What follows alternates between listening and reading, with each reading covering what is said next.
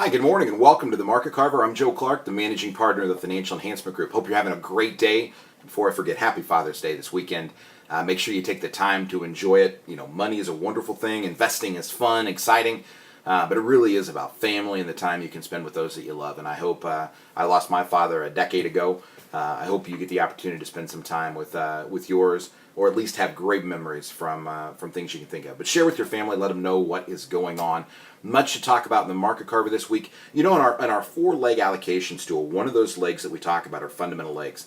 And it really gets into the earnings of companies. Companies like to report earnings. Wall Street makes a big to-do out of it. Stock prices move short-term on earnings, whether they should or shouldn't. When in the fundamental leg, we try to pull the engine back, look and see what's under the hood, if you will, make sure what's going on. Interestingly enough, most companies deal in a GAAP accounting method. That means they're going to tell you everything that they owe, come forward with all the expenditures and what's happening. In the technology sector, almost exclusively in technology, some companies tend to leave out the money that they're going to spend on stock options and executive grants for stock. And I'm not sure why, but some do it. You can see Apple to list at 1% as one of the best companies. They do it under GAAP. And only 1% of their earnings go for these stock issues. The reality is, when you look at Salesforce.com, for instance, one of the larger companies that's out there, all of their earnings are eaten. They would have zero if they actually accounted via GAAP and took care of the principles of accounting for the cost of the option. So from a fundamental perspective, this is very, very important to understand what's going on. We don't want to deal with funny money.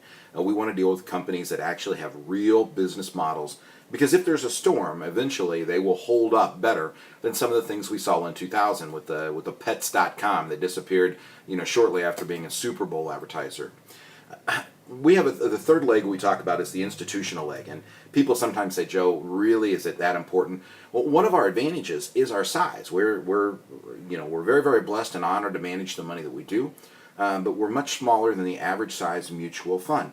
BlackRock is the largest institutional manager out there, a little over $4 trillion in value.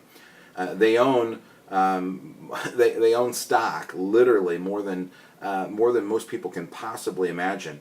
They're the largest shareholder in 1 out of 5 companies in the S&P 500. They own stock in 40% of all of the publicly traded S&P 500 companies. They're huge. And why does that matter? Well, if they're suddenly seeing something where they're going to start to sell, I want to make sure that we don't get caught in their downdraft. And we measure and monitor to the best of our ability to keep track of what those large institutions and pension funds are doing. So that four-legged stool really is fundamental, then it's technical, then the institutional, and last but not least is what we call the narrative leg. We want to make sure that everything has as much support as it possibly can. I'm not so worried about what companies that I own as helping people make sure that their financial lives are in order, and that the things that they hold have at least 3 of those 4 legs. As long as we focus on that, the end in mind, making sure that we get to where it is we need to go, I think things will be a little bit better and a little bit stronger. If you're out and about, don't forget to check out the website at yourlifeafterwork.com. You can find out a little bit more. But one of the things I'm always going to talk about is financially, we are on a financial journey. During your working years, you have worked to save and accumulate, and you're not going to spend all of your money at retirement in 1 year. It is a financial journey during and after you go to that retirement time.